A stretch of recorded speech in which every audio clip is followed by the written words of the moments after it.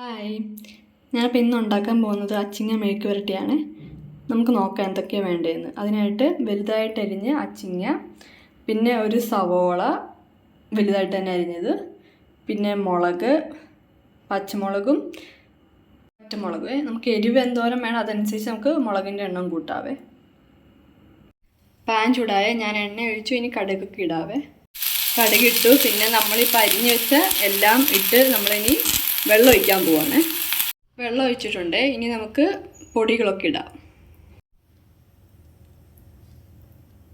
മഞ്ഞൾപ്പൊടി, മുളക് പൊടി ആവശ്യത്തിന്,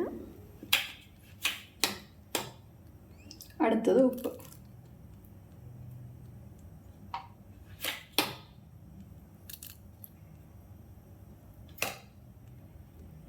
നമുക്കിതൊന്ന് മിക്സ് ആക്കാം.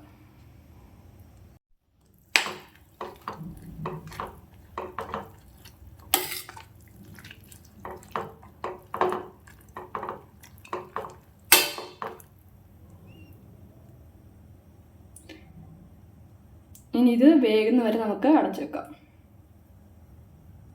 നിങ്ങളിത് കാണുമ്പോൾ ചിലപ്പോൾ വിചാരിക്കും ഭയങ്കര എരിവായി പോയെന്ന്, മുളക് പൊടി കൂടിപ്പോയെന്നൊക്കെ. പക്ഷേ ഈ ലൈറ്റിൻ്റെയും കൂടെയാണ് ഇത്രയും കളർ വരുന്നത്.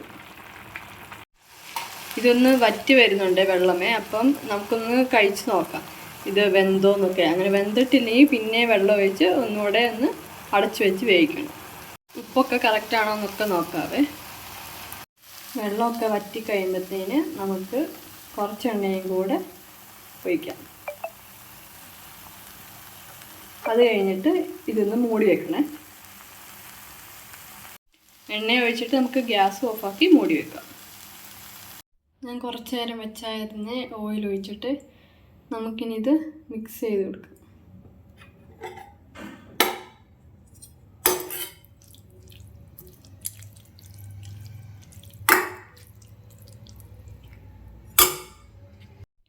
അപ്പം നമ്മുടെ മെഴുക്ക് പുരട്ടി റെഡി ആയിട്ടുണ്ട്. എല്ലാവർക്കും വീഡിയോ ഇഷ്ടപ്പെട്ടിട്ടുണ്ടെങ്കിൽ ഷെയർ ചെയ്യാനും സബ്സ്ക്രൈബ് ചെയ്യാനും കമൻറ്റ് ചെയ്യാനും മറക്കില്ലേ.